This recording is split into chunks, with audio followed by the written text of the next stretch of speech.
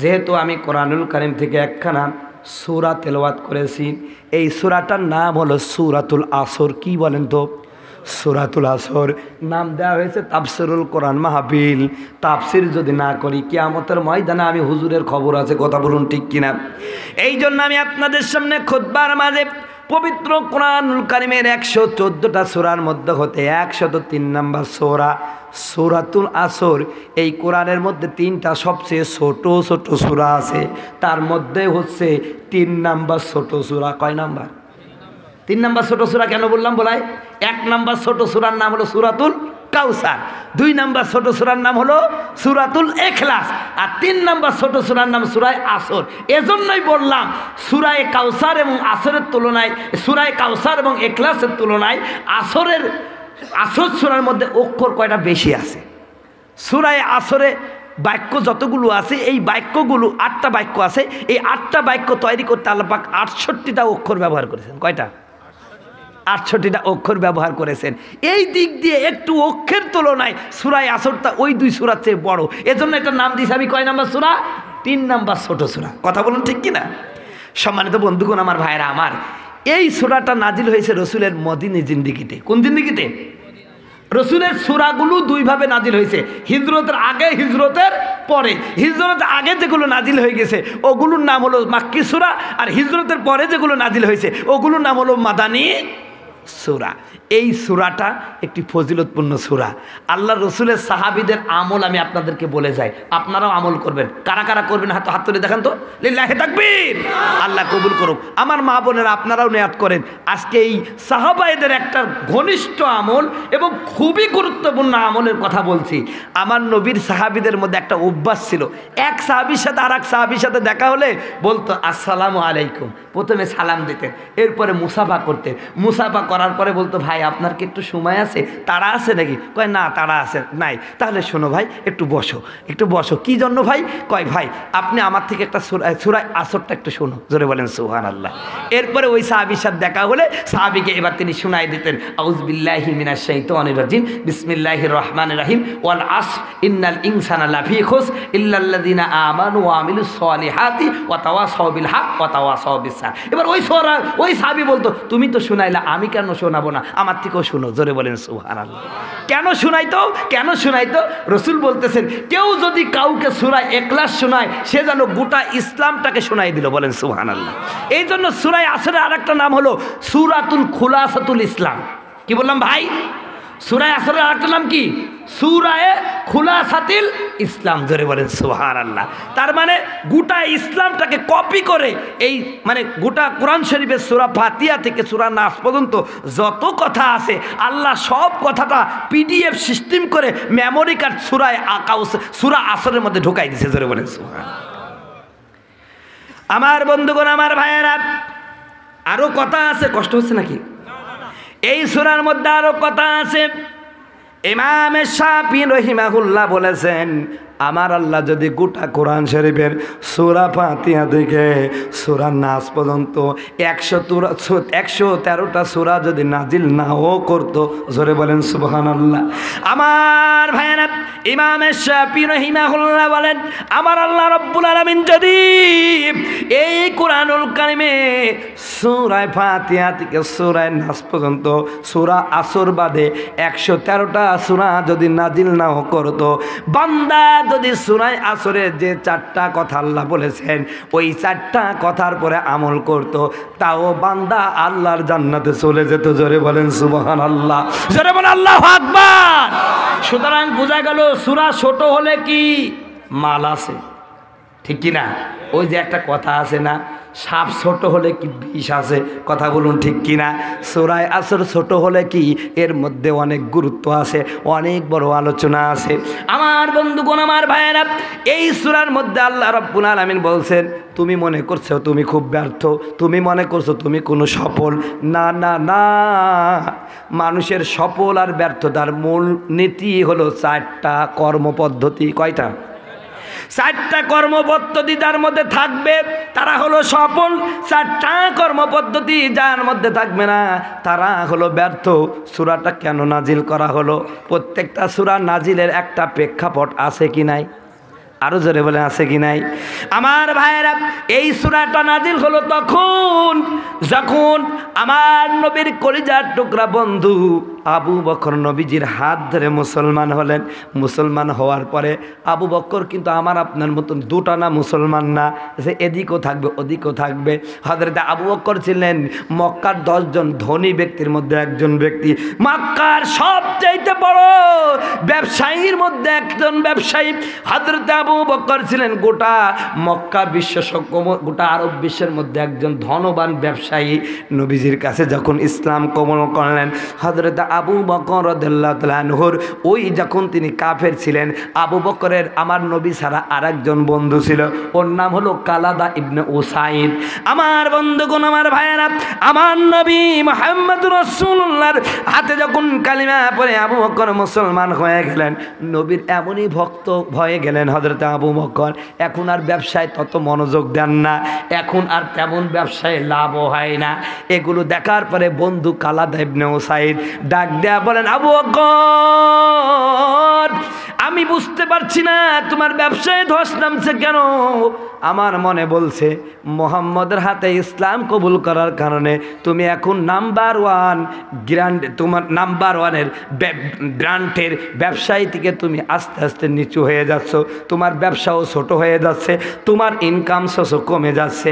একমাত্র কারণ হচ্ছে মুহাম্মদের হাতে ইসলাম কবুল করা। এতে কি হয়েছে? ব্যবসাটাও গেল, আবার বাপদাদার ধর্মটাও গেল। আমার নবী আমার ভাইয়েরা, এই কথা শোনার পরে হযরত আবু বকর খুব কষ্ট পেয়ে গেলেন।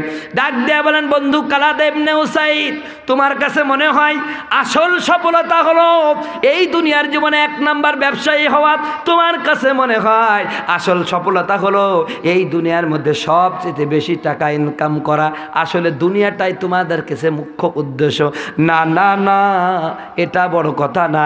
আমার কাছে সফলতা কোটিপতি হওয়া, বড় ব্যবসায়ী ওটা না, বরং আমার কাছে সফলতা হলো ব্যবসার পাশাপাশি আমার আল্লাহকে পেয়ে যাওয়া। জোরে বলেন সুবহানাল্লাহ। বন্ধুগণ, আমার ভাইয়েরা আমার, তখন কিন্তু এই সূরা আসর নাজিল হয় নাই। তিনি কিন্তু তার অভিজ্ঞতা থেকে বলছে, শোনো, তোমাদের কাছে সফলতার মূল কাঠি হলো crore crore billion billion trillion trillion টাকার মালিক হওয়া, আর আমার কাছে সফলতার মূল কাঠি হলো আমি যদি ধনী নাও হতে পারি, আমি যদি আমার রবকে পেয়ে যাই, এটাই হচ্ছে সবচেয়ে বড় সফলতা। বলেন সুবহানাল্লাহ। এই কথা বলে তিনি কালাদা ইবনে উসাইদ, তার খুব ঘনিষ্ঠ বন্ধু, বাল্য বন্ধু, তাকে ধিক্কার দিয়ে উঠে চলে আসলেন আমার নবীর কাছে, ঘটনা খুলে বললেন। এমত অবস্থায় তখনই আমার আল্লাহ আবু বকরের সিদ্ধান্তকে স্বাগত জানিয়ে মানুষের ব্যর্থতা এবং সফলতার 4টা মূলনীতি নিয়ে ছোট্ট এই সূরাতুল আসর নাজিল করলেন। জোরে বলেন সুবহানাল্লাহ। আমার আল্লাহ শোনায় দিলেন, ওয়াল আসর ইন্নাল ইনসানা লাফি খুসর। আমার আল্লাহ বলেন, শপথ সময়ের ওয়াল আসর, শপথ সময়ের, ইন্নাল ইনসানা লাফি খুসর। আল্লাহ পাক এখানে ইন্নাল মুসলিমিনা লাফি খুসর, ইন্নাল কাফিরিনা লাফি খুসর, ইন্নাল মুনাফিকিনা লাফি খুসর এমন কথা বলেন নাই। আল্লাহ বলছেন ইন্নাল ইনসান, যারাই মানুষ তারাই ক্ষতির মধ্যে আছে, সমস্ত মানুষই ক্ষতির মধ্যে আছে। জোরে বলেন নাউজুবিল্লাহ। প্রথমে ইন্নাল ইনসানা লাফি খুসর, ইনসান শব্দটি আম, এর মধ্যে মুসলমানও আছে, কাফেরও আছে, হিন্দু আছে, বৌদ্ধ আছে, খ্রিস্টান আছে, নাস্তিক আছে, মুরতাদ আছে, সবাই মানুষ। যারাই মানুষ তাকেই আল্লাহ বললেন তোরা ক্ষতির মধ্যে। ভাই বুঝতে পারছেন আমার কথা? খারাপ লাগছে না তো? কারণ আমি আলোচনা 1 সূরার উপরে এই জন্যই করছি, তাফসির মাহফিল, তাফসিরটাই করার দরকার, ঠিক কিনা? এই জন্যই করছি। এই জন্য তাফসিরটা খুব বেশি রসকস মনে হবে না, কোথাও রস হবে, আবার কোথাও একটু কর্কশ হবে, কোথাও একটু বোঝাও অস্পষ্ট হবে। মানে যাদের সম্পর্ক কোরআনের সাথে বেশি নেই তারা কিন্তু তাফসিরটা একটু বুঝতে কষ্ট হবে। কথা বলুন ঠিক কিনা? তো আল্লাহ বলছেন, দেখেন ইন্নাল ইনসানা, এখানে ইনসান ব্যবহার করছে, অর্থাৎ যারাই মানুষ তারাই ক্ষতির মধ্যে আছে। প্রথমে বললেন সব মানুষ ক্ষতির মধ্যে, মুসলমানরাও ক্ষতির মধ্যে, খ্রিস্টানরাও ক্ষতির মধ্যে, মুমিনেরাও ক্ষতির মধ্যে, মুনাফিকরাও ক্ষতির মধ্যে, কাফেররাও ক্ষতির মধ্যে, মহিলারাও ক্ষতির মধ্যে, পুরুষরাও ক্ষতির মধ্যে। তাহলে ক্ষতি কারা না? এবার আল্লাহ বলছেন শোনেন, ইল্লাল্লাযীনা আমানু, তবে ওরা ক্ষতির মধ্যে না যারা ঈমান আনে। কি আনে? আরো জোরে বলেন, ঈমান কাকে বলে? ঈমান আমানতু বিল্লাহি রব্বান, ঈমান বলা হয় যে ব্যক্তি বিশ্বাস করে আমার রবকে। চিল্লায় বলেন, আমার রবকে। যে ব্যক্তি বিশ্বাস করে আমার রব আল্লাহ, ও রাদিতু বিল্লাহি রব্বান, যে ব্যক্তি বলে আমি আমার রবকে পেয়ে খুশি, জোরে বলেন সুবহানাল্লাহ। ও দীনুল ইসলাম, আমার ও রাদিতু দীনাল ইসলামা, আর যে ব্যক্তি বলে আমি আমার ধর্ম ইসলাম পেয়ে খুশি, জোরে বলেন সুবহানাল্লাহ। এই যে ব্যক্তি বলে ও রাদিতু নবিয়্যান মুহাম্মাদিন সাল্লাল্লাহু আলাইহি ওয়াসাল্লাম, আর যে ব্যক্তি বলে আমি আমার নবী মুহাম্মদকে পেয়ে খুশি হয়ে গেলাম, অর্থাৎ যে ব্যক্তি বলে আমার রব আল্লাহ, আমার নবী মুহাম্মদ সাল্লাল্লাহু আলাইহি ওয়াসাল্লাম, আমার ধর্ম ইসলাম, এই কথা যে ব্যক্তি বিশ্বাস করে ওর নাম হলো ঈমান দার। আল্লাহ পাক বলেছেন ওরা ক্ষতির মধ্যে না যারা আমি আল্লাহকে রব বলে ঈমান আনে। যে ব্যক্তি ঈমান আনে আমার ধর্ম ইসলাম, আমার নবী মুহাম্মদ সাল্লাল্লাহু আলাইহি ওয়াসাল্লাম, এই কথা বিশ্বাস যারা করে, আমার আল্লাহ বলছেন ওরা ক্ষতির মধ্যে নাই, ওরা ক্ষতির মধ্যে নাই। জোরে জোরে বলা যাবে কিনা সুবহানাল্লাহ। এখন আমাদের সমাজে আল্লাহকে আল্লাহ মনে মানে, নবীকে নবী মনে মানে, ইসলামকে ইসলাম ধর্ম হিসেবে মানে, সবাই তো মানে, তার মানে কেউ কি ক্ষতির মধ্যে না? ভাই আল্লাহ পাক বলতেছেন অন্য জায়গায় বলছেন হ্যাঁ তুমি ঈমান এনেছো, কিন্তু ওই ঈমানটা সলিমুদ্দিন কলিমুদ্দিনের মতন হলে হবে না। আমিনু কামা আমানান নাস, ঈমানটা আনতে হবে আবু বকরের মতন, ঈমানটা আনতে হবে আয়েশার মতন, ঈমান আনতে হবে সুমাইয়ার মতন। জোরে জোরে বলেন সুবহানাল্লাহ। ও ভাই আপনার ঈমান 10 টাকায় বিক্রয় হয়ে যায়, কথা বলছে না। কেমনে বিক্রয় হয়? আদালত প্রাঙ্গণে ধৈর্য বেড়াচ্ছেন, এই তুই অমককে দেখছি, আসলে আপনার জন্মই হয়নি, আপনি সাক্ষী দিলেন হ্যাঁ আমি দেখেছি। আপনারে পকেটের মধ্যে মিথ্যা সাক্ষী দিয়েছেন, 200 টাকা ঢোকাই দিয়েছেন, মিথ্যা সাক্ষী দিয়ে দিলেন, ঈমান কয়শো টাকা আপনার? কথা বলছে না কেন? এই ঈমানদাররা ক্ষতির মধ্যেই আছে, ওরা এখনো সফল হতে পারে নাই। আল্লাহ বলছেন আমানতু বিল্লাহি আমানু, আমার আল্লাহ বলেন ওরা ক্ষতির মধ্যে নাই যারা ঈমান এনেছে। ঈমানটা কেমন ঈমান হবে? আবিনু কামা আমানান নাস, তোমরা ঈমান আনো আমার সাহাবায়ে কেরাম যেমন ঈমান এনেছে। সাহাবায়ে কেরামের ঈমান কেমন আছে একটু ভাই ভাই আমার দিকে মনোযোগ দেন। সাহাবায়ে কেরামের ঈমানের একটা উদাহরণ দিয়ে আমি শেষ করব, বিস্তারিত আলোচনা করতে গেলে অনেক সময় লাগবে। আমার ভাইয়েরা সাহাবায়ে কেরামের ঈমানটা কেমন ছিল? হে পর্দার মা বোনেরা ভালো করে শুনবেন গো মা, সাহাবায়ে কেরাম কেমন ঈমান এনেছেন দেখেন। হযরতে সুমাইয়া রাদিয়াল্লাহু তাআলা আনহার নাম আপনারা শুনেছেন, ইসলামের মাযলুম একজন শহীদা মানুষ। এই পৃথিবীতে আমরা মনে করি মুসলমানদের মধ্যে পুরুষদেরই অধিকার, ইসলামে অবদান খুব বেশি, না না এ ভাই, ইসলামে পুরুষদের যেমন অবদান রয়েছে নারীদের অবদান কিন্তু কম না। এই পৃথিবীতে সর্বপ্রথম ঈমান এনেছেন আমার নবীর প্রতি কোনো পুরুষ না, একজন নারী, তার নাম হলো খাদিজাতুল কুবরা। আপনি জানেন নারীদের সম্মান ইসলামে কত দেওয়া হয়েছে। আল্লাহ পাক নারীদেরকে সর্বপ্রথম একজন নারীকে সালাম দিয়েছেন, ওই নারীটার নাম কি জানেন আপনারা? হযরতে খাদিজাতুল কুবরা। ইসলামে সর্বপ্রথম যেই নারীটা শহীদ হয়েছেন ওই নারীটার নাম হলো সুমাইয়া রাদিয়াল্লাহু তাআলা আনহা। শুধু তাই নাই আমার বন্ধুগণ, আমার ভাইয়েরা, এই পৃথিবীতে একজন নারীকে আমার আল্লাহ সর্বপ্রথম জান্নাতি বলে আমার নবী বলেছেন, আমি একজন নারীকে জান্নাতে দেখে এসেছি, সেই নারীটার নাম হলো হযরতে রুমাইসা রাদিয়াল্লাহু তাআলা আনহা। জোরে বলেন সুবহানাল্লাহ। আমার নবী যখন আমার ভাইয়েরা মিরাজে চলে গেলেন, আমার বন্ধুগণ, আমার ভাইয়েরা, সিদরাতুল মুনতাহা পর্যন্ত জিবরাইল গেলেন, ওখান থেকে তার যাওয়ার কোনো অনুমতি নাই।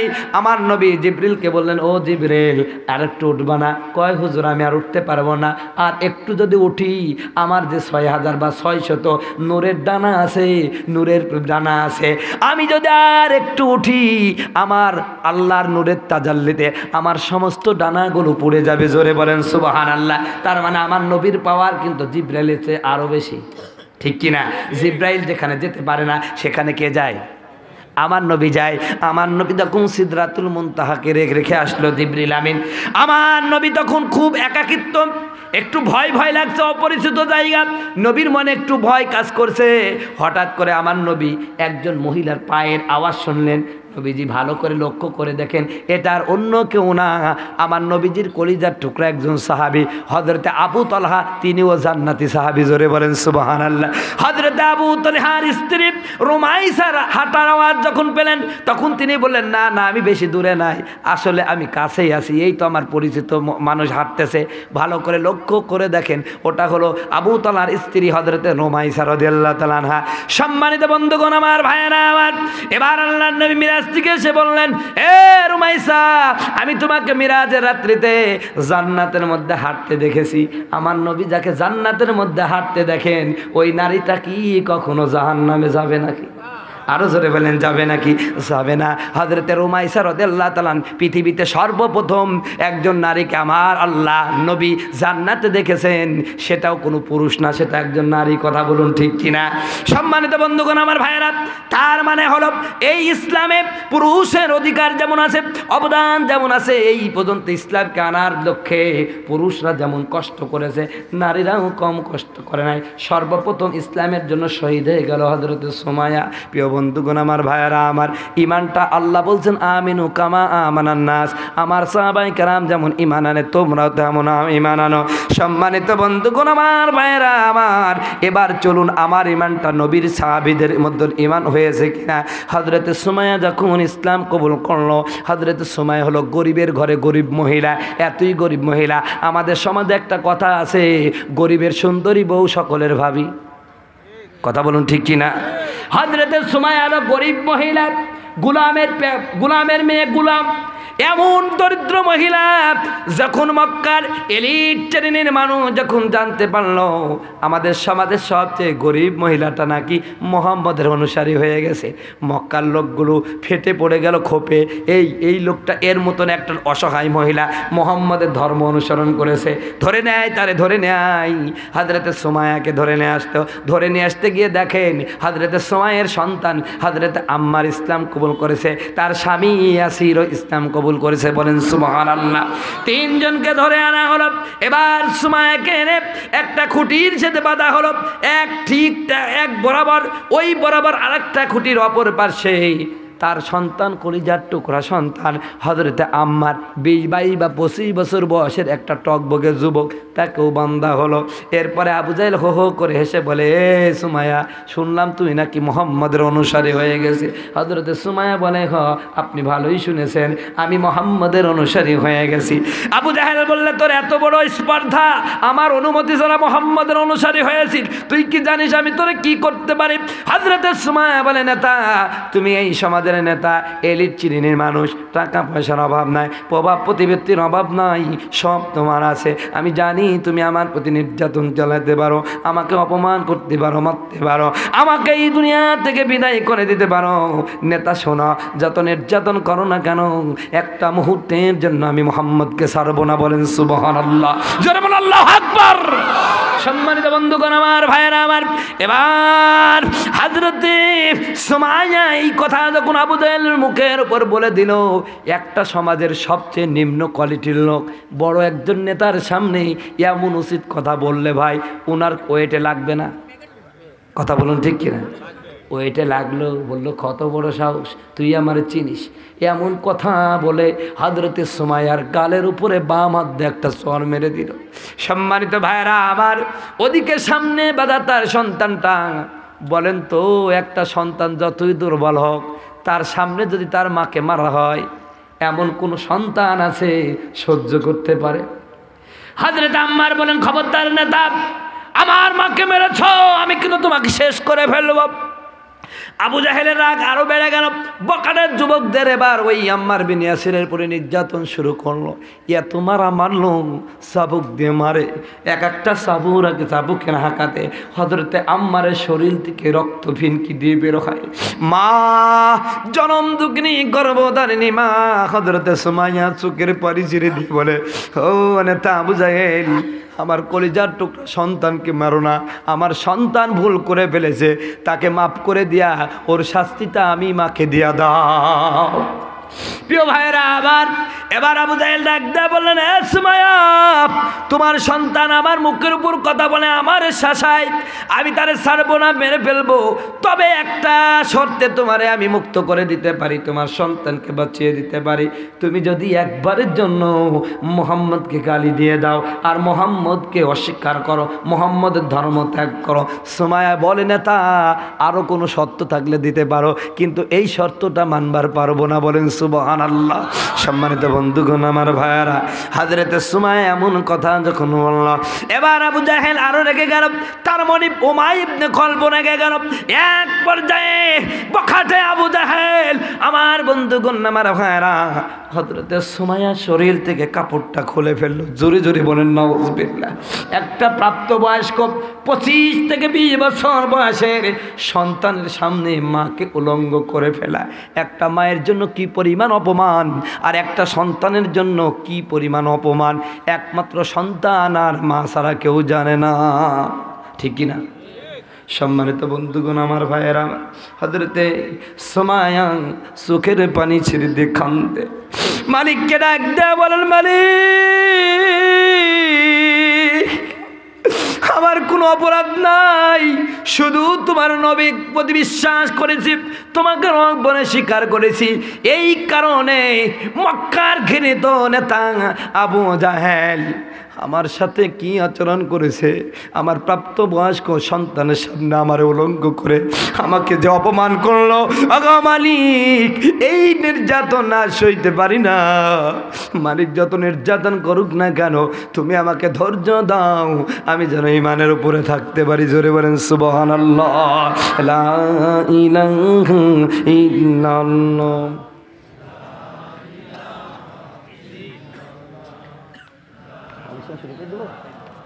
সমস্যা নাই, আমি বললেই শুরু করে দেবো। কয়টায় উঠাবে আমার, বক্তা উঠাবে কয়টায়? এখনই? তাহলে শুরু হয়ে গেছে কালেকশন, মনে করেন।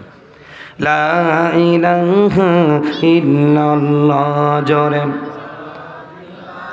চোখেরই পলকে তুমি হতে পারো লাশ, বন্ধ হবে চিরদিনই তোমারই নিঃশ্বাস, হবে এলান তোমারই নাম, হবে এলান তোমারই নাম মসজিদের মাইকে, বাড়িওয়ালা নাই রে বাড়ি নাই রে দুনিয়াতে, বাড়িওয়ালা নাই রে বাড়ি নাই রে দুনিয়াতে, বাড়িওয়ালা নাই রে বাড়ি নাই রে দুনিয়াতে।